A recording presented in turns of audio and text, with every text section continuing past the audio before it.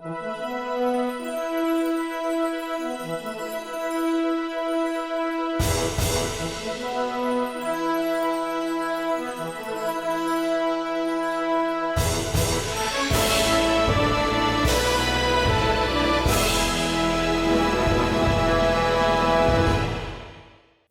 Park 7. 7. Having borderline hated Jurassic World Dominion, I was initially not very excited for this film at all, but the trailers admittedly kind of suckered me in and I was surprisingly looking forward to it.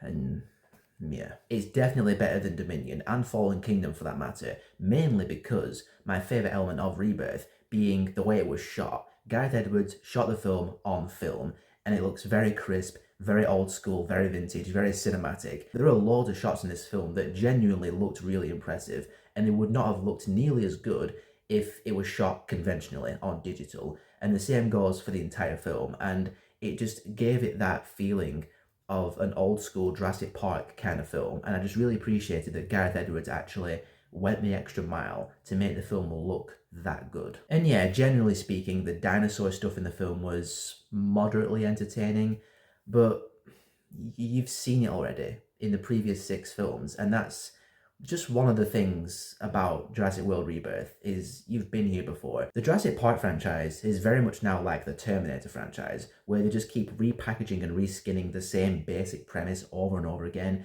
with some different characters in a couple of different locations, but fundamentally it's still basically the same thing, and it's just constantly digging the franchise's grave with each new installment. But getting into Rebirth specifically, for starters, it takes about 40, maybe 45 minutes for the characters to actually get onto the island.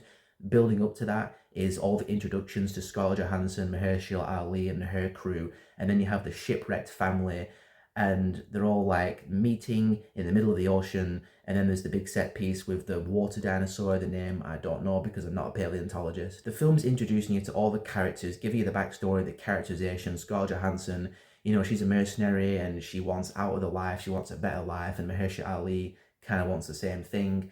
And then you have the shipwrecked family, the dad, the oldest daughter, the youngest daughter, and the oldest daughter's boyfriend. The oldest daughter's boyfriend is a lazy kind of douchebag. The dad doesn't like him, and oh yeah, I face palmed a lot. Cliched, generic characterization across the entire board. I did not give a rat's ass about a single human being in this entire film. Then they get to the island, and the two groups, Scarlett Johansson's crew and the shipwrecked family, get separated and go on their own little campaigns on the island. It feels like 2 different ideas for a Jurassic World film spliced into one, but they just never find a happy medium for the two to exist together. And when they're on the island and they're in the jungle, there's a lot of walking and talking, meandering and plodding, and I was starting to get kind of bored. I was like, can we get a dinosaur, please, anybody?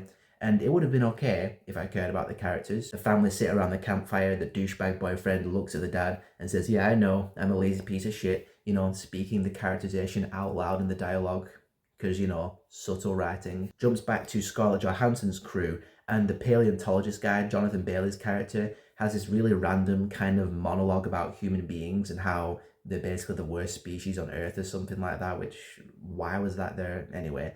And then you have Rupert Friend's character, who's the CEO of the pharmaceutical business that's funding the expedition, the top secret expedition.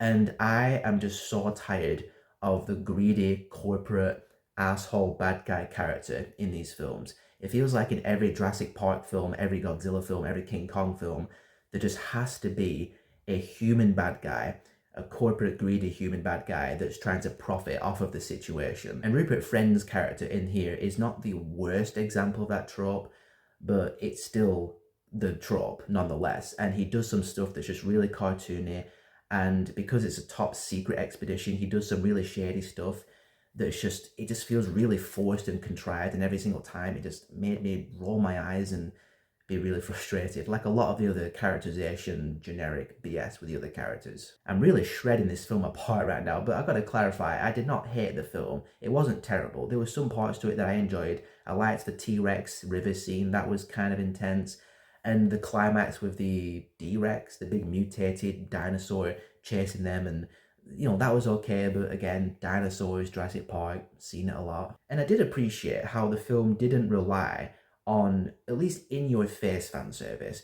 There's one name drop of Alan Grant, there's one reference to a theme park, and there are a couple of scenes that are like homages to sequences from the original Jurassic Park. There's a scene that's clearly a homage to the raptor kitchen scene in the original, and there's another scene where Scarlett Johansson's team are observing this herd of dinosaurs in awe as the Jurassic Park theme is going in the background and swelling and crescendoing. That was probably the best scene in the film because it just straight up took me back to the original Jurassic Park.